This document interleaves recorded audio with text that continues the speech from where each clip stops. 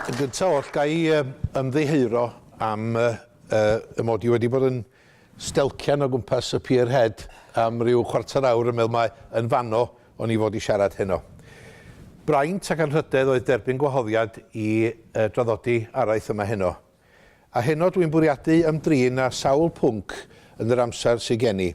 Gobeithio cynnig ongl newydd ar y cwestiynau cyfansoddiadol sydd erbyn hyn yn bynciau llosg ledled y Deyrnas Gyfunol. Yr angen am fwy o ddatganoli cydraddoldeb gyda'r Alban, pleidleisia Saesnig a'r gyfreithiau Saesnig ac yn y blaen. Cyn i mi fynd i fewn i'r pynciau yna, da ni'n aros yfori i gael cyhoeddiad gan y Prif Weinidog a'r Is-Brif Weinidog a'r gama fydd yn cymryd lle cyn belled yma i datganoli pellach.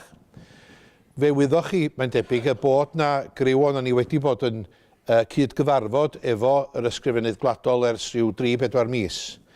Ac mae yna becyn gweddol ddifyr ar gael fori, ond yn fyr o'r hyn fyddwn ni yn dadla sydd ei hangen.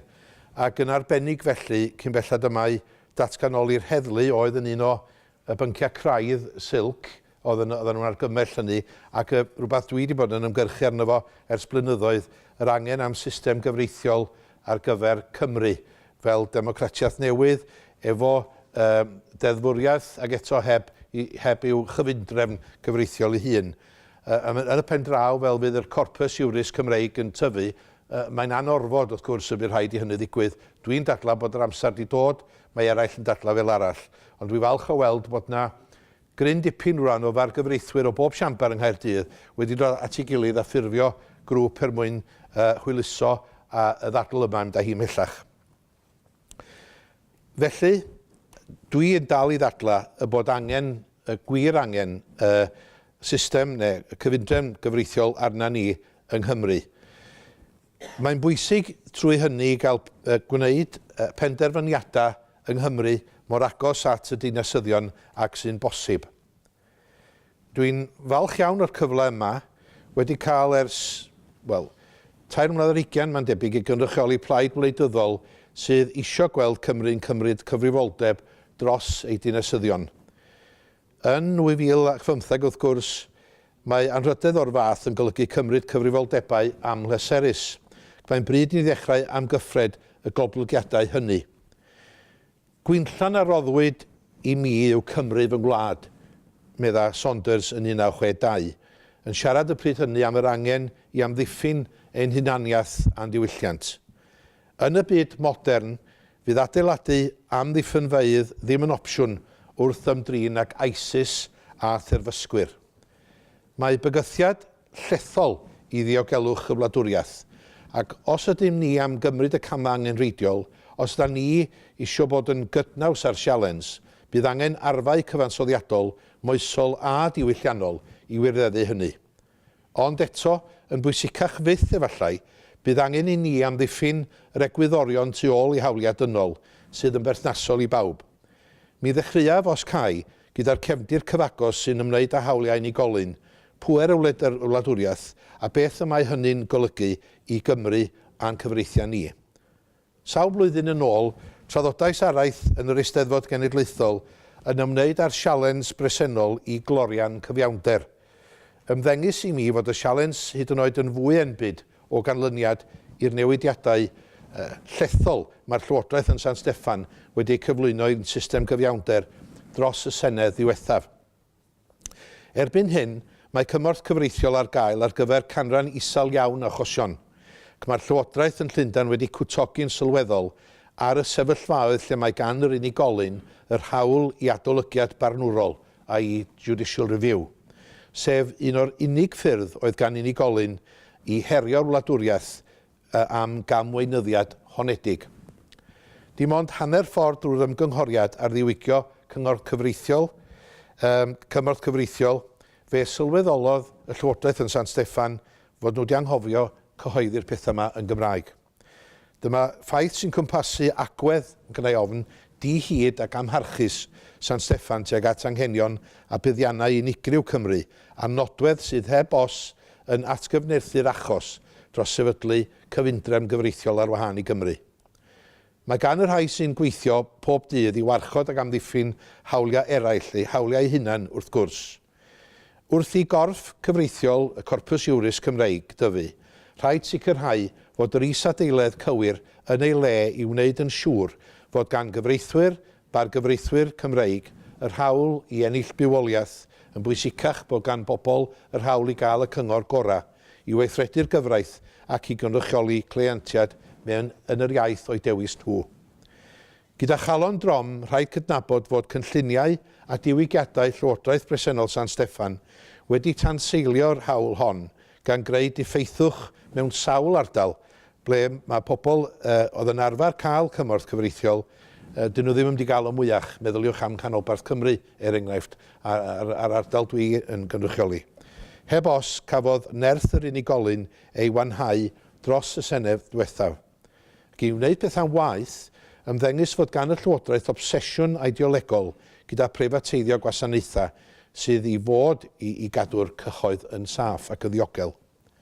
Mae'r ysgrifennydd cyfiawnder, enghraifft, wedi cyflwyno polisi sy'n golygu y bydd 70% o gytundebau'r gwasanaeth prawf yn cael ei rhoi i gwmnïau preifat, a bydd unigolion sydd heb yr hyfforddiant angenrheidiol yn goruchwylio troseddwyr ac yn gwneud penderfyniadau oll bwysig am y lefel o risg maent yn beri i'r cyhoedd ac nhw hunin hefyd. Mae mwy a mwy o'n carcharorion yn cael ei danfon i garchardau preifat, lle mae llai o gyfleoedd i weithio, i gael mynediad i hyfforddiant ac felly llai o gyfleoedd i adfer yn llawn. Enghraifft arall o ddiffyg dealltwriaeth Llywodraeth San Steffan o anghenion cyfiawnder Cymru yw'r cynlluniau i adeiladu'r arch garchar yn Wrecsam. Byddai'r carchar hwn, y mwyaf ym Mhrydain ac un o'r rhai mwyaf yng Ngorllewin Ewrop, yn dal dros 2,000 o garcharorion, ac mae'r Llywodraeth eisoes wedi cyhoeddi mae'n rhannol breifat fydd cwmnïau preifat yn rhannu'r gorchwil o redag y carchar yma. Efo gofynion Gogledd a Chanolbarth Cymru yn galw am garchar o ddeutu 700 o unigolion, mae'r dadleuon dros wrthwynebu'r cynlluniau hyn yn rhai niferus ac argoediedig. Yn hytrach na bodloni anghenion yr ardal, byddai'r arch garchar yn creu amodau peryglus i staff a charcharorion ac yn wrthgynhyrchiol yn y broses o geisio sicrhau adferiad cymeriad y bobl sydd yno. Dwi ddim yn gwrthwynebu'r syniad o garchar yng Ngogledd Cymru o bell ffordd. Yn wir, dwi ac eraill wedi bod yn dadlau dros yr angen am garchar lleol ers blynyddoedd lawer, ac fyddwn ni'n bodloni'n iawn ar weld carchar ryw 700, uned fechan fach iawn i bobl ifanc ac un fechan iawn i ferched. Ond mae nifer ohonom yn curo'r drwm ar y mater hwn ers peth amser, a mae pryderon newydd a chynyddol yn dod i'r fei yn gyson. Dim ond wythnos yn ôl galwodd Nick Harper, prif arolygydd carchardau, am adolygiad llawn o'r gwersi sydd i'w dysgu gan a be mae'n alw'n risgiau anerbyniol a wynebodd carcharorion carchar mwyaf Prydain cyn agor cyfleuster hyd yn oed mwy yn Wrecsam. Daw sylwadau Mr Harper yn sgil y trafferthion enbyd a welwyd yng ngharchar Oakwood yn Wolverhampton, gan gynnwys bwlio, trais a chyffuriau oedd, quote, yn haws, easier to get hold of than a bar of soap. Gyda thystiolaeth gynyddol yn dod ger bron, mae'n dangos i mi beth bynnag mae methiant trychineb ddywedodd yr athro gyna, dwi'n meddwl bod o'n gorddeud hynny, mae methiant fydd yr sefydliad hwn, a does gen i beth bynnag ddim angen neud dim byd â fo. A dyna ddod am i at galon rhywbeth sydd yn nhyb i yn fan cychwyn hanfodol i sicrhau bod buddiannau Cymru, ei phobl a'n hawliau ninnau wrth graidd y modd y caiff y gyfraith ei gweithredu yng Nghymru. Ers blynyddoedd lawer, rydyn ni fel plaid a dwi fel gwleidydd wedi dadlau y dylai Cymru gael system gyfiawnder ar wahân i wasanaethu'r genedl ac i atgyfnerthu'r cyfreithiau newydd sydd eisos yn cael eu llunio fel cyfreithiau Cymru yn unig. Mae lot o sôn heddiw wrth gwrs am bleidleisiau Lloegr yn unig, IFEL, English Votes for English Laws, ysdywed y Sais.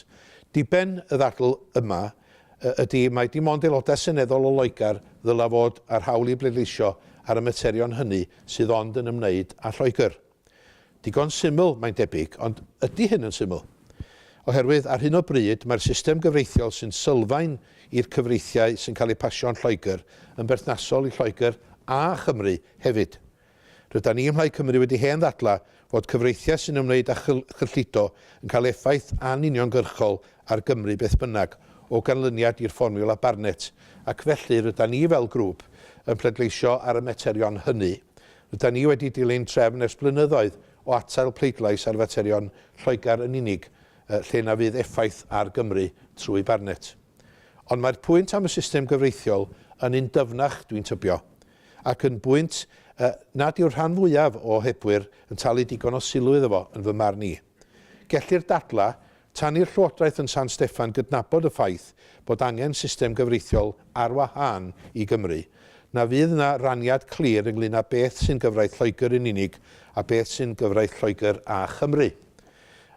Ac wrth gwrs mae unrhyw un fel my fi sydd yn practisio yng Nghymru mewn gyfraith teulu neu trosedd neu pethau amgylcheddol neu pethau cyfansoddiadol neu llu o bethau eraill, os nad ydyn nhw'n ymwybodol o'r cyfreithiau Cymreig, fydda nhw ddim mynd ymlaen â'i gwaith, fydda nhw ddim rhoi y cyngor priodol. Felly dyna pa mor bell mae bethau wedi mynd. Felly, os ydy'r ceidwadwyr yn Senedd San Steffan am gyflwyno ifel, bydd angen iddyn nhw hefyd ddatganoli'r system gyfreithiol i Gymru yn nhyb i, ond dim jyst yn nhyb i, yn nhyb amryw o bobl o'r barnwyr mwyaf sylweddol sydd gynnon ni i lawr i pobl fel fi. Mae yna gred sicr bod yr amser wedi dod. Pa ffordd well fydd gen i ni o ddiogelu ein diddesyddion rhag y newidiadau i'r system gyfreithiol? Y peth iawn i'w wneud fydda dod â cyfundrefn i fewn. Ond os ydy'r peth iawn yn iawn, ydy o'n gwarantu diogelwch hefyd? Dyna gwestiwn heb ei ateb yn hawdd. Na fedrwch chi ddim yn fy marn i ei ateb yn hawdd, sy'n dod â fi at yr ail bwnc os mynwch chi. Mae llawer o bwyslais wrth gwrs ac yn iawn bod. Llawer o bwyslais bod ni yn trafod hawliau dynol yn sensitif ac yn gywir. Ac wrth gwrs, efo absenoldeb cyfansoddiad ysgrifenedig sy'n gwarantu hawliau penodol o fewn y deyrnas gyfunol fel ag yma hi. Eleni, mae'r byd wedi nodi'r ffaith fod 800 mlynedd wedi mynd heibio ers i'r Magna Carta gael ei lyfnodi. Gellir wrth gwrs gorbwysleisio pwysigrwydd y ddogfen ei hunan. Fel dogfen gyfreithiol, roedd ond yn ddilys am tua 10 wythnos. Cytundeb oedd wrth gwrs a oedd yn gwarantu hawliau'r barwniaid, nid y bobl gyffredin, a dim ond y barwniad Seisnig wedi'r cwbl, gan nad oedd Cymru yn rhan o'r cytundeb hwnnw. Ond wedi'r cyfan, mae pwysigrwydd symbolaidd wedi datblygu ynghylch y ddogfen yma, ac mae'r hyn ac yn rychioli'r efallai yn bwysicach na'r ddogfen ei hun. Cafodd pob un ond 3 o'r cysyniadau ei diddymu, ac mae llawer o'r testyn yn ymwneud â phynciau ysgafnach megis coredau pysgota, fishing weirs, ac maint a lled cywir ar gyfer brethyn oedd yn cael ei ddefnyddio i greu dillad mynachod. Materion o fythol bwys ar y pryd, ond efallai ddim yn flaenoriaeth heddiw. Ond wedi'w claddu ymysg yr hyn oll, mae 3 cysyniad oll bwysig wedi nodi, sydd yn sylfaen i hawliau dynol modern, sef habeas corpus, yr hawl i brawf o flaen rheithgor, a'r cysyniad nad ydy unrhyw un uwchlaw y gyfraith. Yn hynny o beth, mae Magna Carta yn sylfaen i gyfansoddiadau ysgrifenedig ledled y byd gan gynnwys fel y gwyddon ni cyfansoddiad yr Unol Daleithiau. Ond mae'r trafodaeth hwn hefyd yn ein atgoffa ni o'r ffaith nad oes gen i ni yn y Deyrnas Unedig ddogfen ysgrifenedig sy'n gwarantu ein hawliau dinasyddol. Ydy, mae'r Deyrnas Unedig yn llofnodwr i'r mesur hawliau dynol ac yn dechnegol, rydyn ni'n atebol i'r Llys Ewropeaidd a'r hawliau dynol. Ond mae bygythiad cryf y bydd y Llywodraeth nesaf, os yn un geidwadol, yn ein cymryd ni allan o'r cytundeb hwnnw.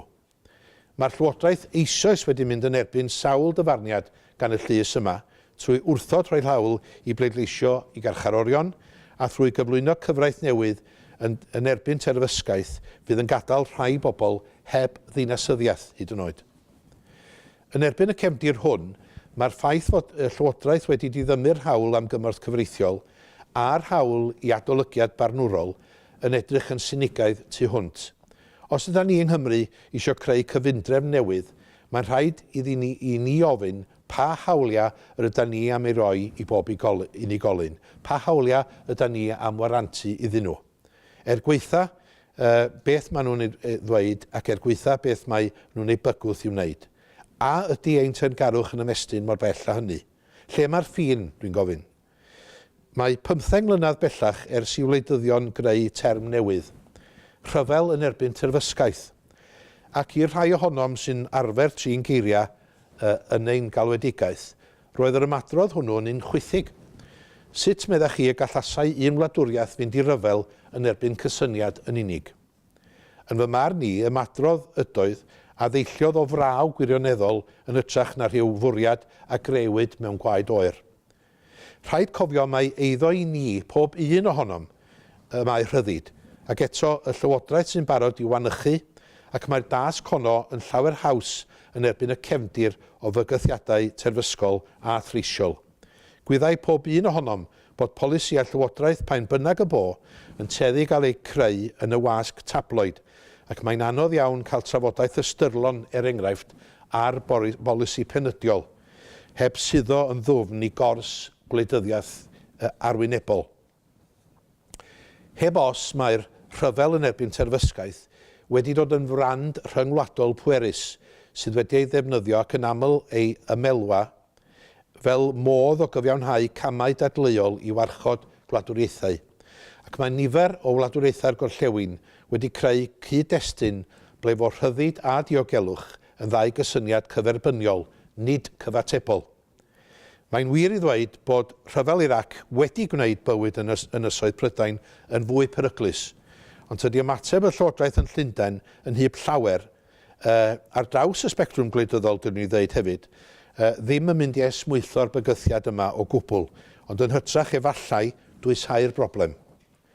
Nid wrth erydu hawliau sifil y mae ymateb yn effeithiol i'n problemau cyfoes. Mae digon o sôn am y cydbwysedd rhwng rhyddid yr unigolyn a diogelwch cymdeithas. Wrth gwrs, mae hyn yn bwysig iawn, ac fe ddylai fod yn greiddiol i'n dadl. Ond mae llawer heddiw yn credu bod y glorian wedi disgyn yn rhy drwm ar ochr buddiannau'r wladwriaeth. Mae gwersi Gymru ddysgu o gamgymeriadau y Deyrnas Unedig dros y 15 mlynedd diwethaf. Y sialens i'r gyfraith yw i sicrhau ac amddiffyn hawliau, ond, mewn rhai achosion, mae natur ac oblygiadau rhai deddfa'n golygu fod y gyfraith ei hun yn tanseilio a pheryglu'r hawliau hynny. Fel rhan o ddeddf terfysgaeth 2000, cyflwynodd Llywodraeth Prydain bwerau i stopio ac archwilio, yr hyn a elwir yn adran 44, sydd yn galluogi'r heddlu i stopio ac archwilio unrhyw unigolyn neu unrhyw gerbyd mewn ardal benodol heb amheuaeth o unrhyw drosedd. Yn wir, roedd y defnydd o pwera hyn mor eang nes y dynodwyd Llundain gyfan yn ardal ble gellid stopio ac archwilio unrhyw un heb amheuaeth am bron i ddegawd cyfan. Dwi fethu'n llwyr a tharo cydbwysedd rhwng rhyddid a diogelwch. Unig lwyddiant y Llywodraeth ar awdurdoda oedd i griminaleiddio cymuned gyfan ar sail ymddygiad llond llaw o unigolion. Mae ffigurau o 2009 yn dangos fod profiadau moslemiaid o'r pwerau yn adleision yr cyfnod pan roedd Gwyddelod yn cael ei targedu. Roedd unigolion o dras Asiaidd yn cael ei stopio ar gyfradd 2-1 o gymharu a phobl gwyn.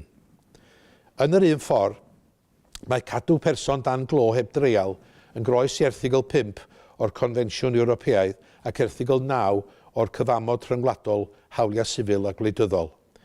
Ond wrth gyflwyno polisi oedd yn galluogi'r heddlu i garcharu rhywun am 90 diwrnod heb dreial, dadleuodd y Llywodraeth nad yw erthigol 5 yn berthnasol a'i fod yn cael ei ddiystyru hyd yn oed.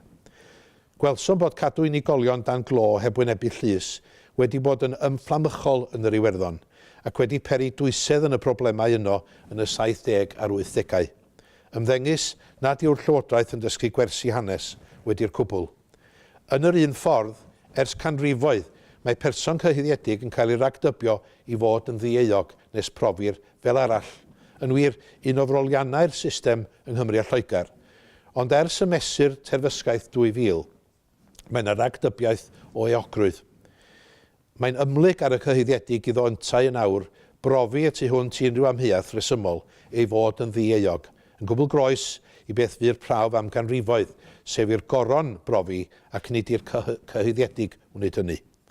Ac ymhellach, os oes amheuaeth yn unig bod unigolyn yn gysylltiedig a therfysgaeth gellir diddymu ei ddinasyddiaeth fel y dwedais. Mae natur ac esblygiad pwerau ar gyfwng yng nghyfreithiau Cymru a Lloegr wedi newid yn aruthrol dros yr 20fed ganrif. Mi rydyn ni'n byw mewn cyfnod o argyfwng parhaol sy'n galluogi'r Llywodraeth i danseilio hawliau dynol yn y fath ffordd. Does dim cyfyngiad amser ar y ddeddfwriaeth, mae'n rhy lydan ac yn rhy llac, a does dim angen i'r deddfwriaeth gael ei hail asesu a'i adnewyddu gan y Senedd. Mae'r ysgrifennydd cartref yn rhoddi'r hawl i'w hun i ddanfon unigolyn oddi yma ar unrhyw amheuaeth ganddi nad yw ei presenoldeb yn cyd-fynd a buddiannau gorau yn Ysoedd Prydain. Mae hynny'n wrthyn, wrth gwrs, ond beth sy'n gwneud pethau'n llawer gwaith yw y bydd yr unigolion yma mewn perygl o'i hanfon yn ôl i wledydd ble maent mewn perygl o gael ei harteithio neu ei lladd, a hynny mewn ymgais i ddelio â therfysgaeth. Ond nid yn unig wrth ymwneud ag achosion terfysgaeth, mae'r Llywodraeth yn tanseilio hawliau. Eleni, fe baswyd rheolau newydd gan y Llywodraeth oedd yn rhoi'r baich ar y rhai sy'n honni fod camwedd cyfiawnder wedi digwydd i brofi ei bod yn gwbl ddieog. Cyn eleni, roedd y faich yn llai o lawer ac roedd ond angen profi na fydda'r cyhuddiedig wedi cael ei ffeindio'n euog mewn llys barn o ystyried y dystiolaeth a gafwyd. Bydd y newid hwn yn tanseilio yr egwyddor unwaith eto sy'n cymryd fod diffynnydd yn ddieog nes fod prawf o eogrwydd. Mae hynny'n mynd yn erbyn erthygl 48 o Siarter Undeb Ewropeaidd a'r hawliau sylfaenol ac hefyd erthygl 6 o'r Cytundeb Ewropeaidd a'r hawliau dynol. Gwireb yw dweud bod terfysgaeth yn sialens ofnadwy i unrhyw lywodraeth. A fyddwn ni'n gwadu hynny. Ond y mae cyn sicred nad wrth gefnu ar hawliau unigolion y mae'r ffordd i wneud hynny. Rydym eisoes wedi gweld fod cefnu ar hawliau rhai unigolion yn arwain y Llywodraeth at gefnu ar unigolion eraill sy'n ymddwyn mewn ffyrdd trafferthus. Ac yng nghyd-destun terfysgaeth rhaid cofio wrth i'r Llywodraeth ddramgwyddo'n erbyn rhai carfannau o fewn y gymdeithas. Mae'n adebygolrwydd bod y carfannau rheini yn mynd i deimlo bod y driniaeth yn anheg ac yn anghyfartal. Mae anhegwch wrth gwrs yn magu casineb a chasineb sydd wrth wraidd terfysgaeth bron bob amser. Ac yn erbyn y cefndir yma, tybed pa fath o gyfundrefn fydd Cymru eisiau creu. Yn wir, mae'r her i rhai ohonom sy'n gweithio yn y byd gwleidyddol ac yn y byd cyfreithiol. Bu ymateb San Steffan i derfysgaeth yn un a oedd yn drwm yn erbyn hawliau sylfaenol. Yr hawliau rheini sydd yn y ddeddf iawnderau dynol, lle gwelsom erydu ar erthygl 5, yr hawl i ryddid, 6, yr hawl i dreial teg, 8, yr hawl i breifatrwydd, 10, yr hawl rhyddid i fynegu barn, 11, yr hawl i gyd gyfarfod, yr hawl i eiddo preifat protocol erthygl 1. Ac mae'r tensiwn yma cyd rhwng deddfwriaeth ar gyfwng ac iawnderau dynol wedi esgor ar lawer i achos yn Llys Strasbourg. Mae yna ofna gwirioneddol heddiw bod y pwerau yma yn rhy eang ac efallai bod y cwestiwn terfysgaeth wedi godi i gyfiawnhau gwneud i ffwrdd ar rhan o'n hawliau hanesyddol cynhenid a phwysig. Mae'n gysur fod gan Gymru ei hun hanes balch o frwydro dros hawliau unigolion, o grwpiau o bob cwr o'r wlad, o'r siartwyr yng Nghasnewydd i'r streicwyr chwareli ym Methesda. Yn sicr, mae sialensau yn wynebu unrhyw gyfraith a gwleidyddion yn sgil ewyllus rhai i warchod hawliau ac ymdrechion eraill i'w tanseilio. ond mae angen cyrraedd cydbwysedd llwyddiannus rhwng gwarchod yr hawliau hyn a sicrhau diogelwch y wladwriaeth. Byddai hynny'n golygu cydweithio effeithiol gyda chyrff eraill, yr heddlu, y byd gwleidyddol, byd y gyfraith, y cyfryngau.